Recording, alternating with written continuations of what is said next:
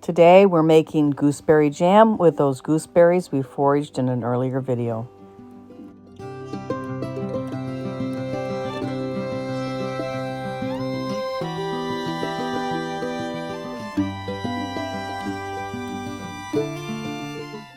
Rebel Canner's teaching all kinds of food preservation, especially the old ways.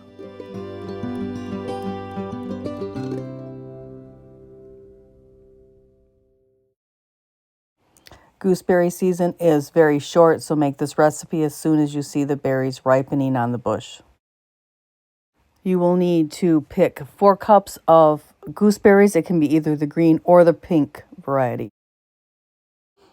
Half of a lemon. You need the juice and the rind both.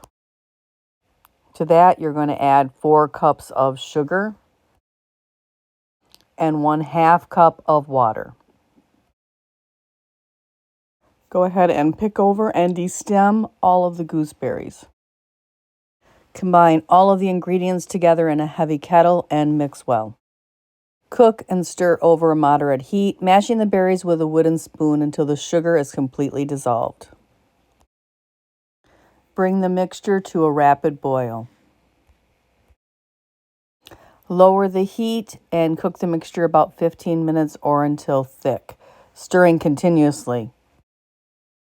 Pour into hot, sanitized jelly jars and let cool before sealing.